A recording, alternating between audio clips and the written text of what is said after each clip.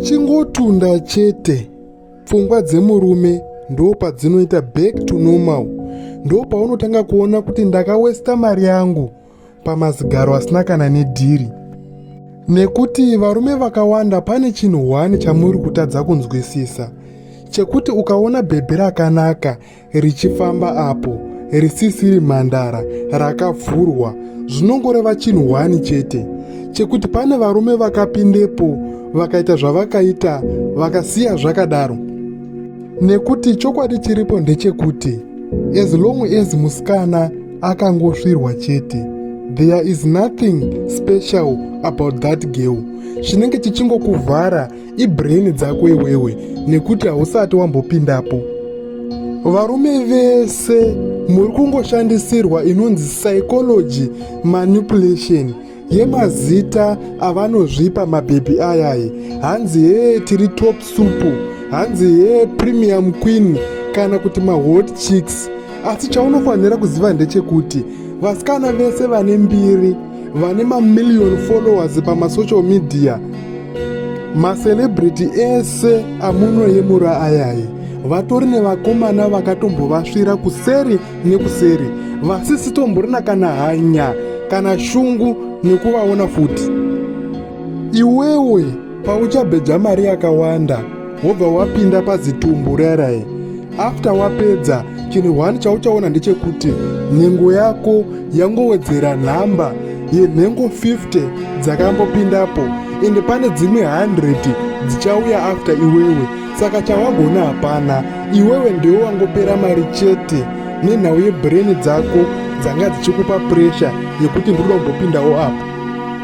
Wapedza ndo paunozoona kuti munhu uyu ingori mbiri chete, but hapana kana musiyano umbori paari nevasikana vekuma-avenues kana kuti twasikana twekuchitown twaitwai. Zvakangofanana, asi inhau yekuti wangobheja mari pamunhu ane mbiri, ane zita raakaita zvekuzvipa rekuti top supu kana kuti mahot chicks. Mazita aya chero takangomaisa kana pamombe anongoshanda, angori mazita ari kushandiswa kukutorerai mari imimi. Inini handidi kukunyeperai kuti vanhu vave vakafanana, hongu vakasiyana, asi nyaya iripo ndeyekuti musiyano wavo hausi worth it kuti urambe uchitera one munhu from another, uchitadza kuinvesta life yako iwewe, uchishandisa mari yako pavanhu vaya. Instead yekuti uupgrade life yako, uzoretire nemassets ari nani, uramba uchingotererana nezvinhu zvaizvai. Nekuti chaunofanira kumbozvibvunza kana uri murume wakakwana ndechekuti chawakaona chakasiyana pabhebhi nyama rakanaka rawakatsemura ndechipi uchienzanisa nevanhu vawakambosangana navo kudhara. Uchaona kuti hapana kana difference inoshamisira.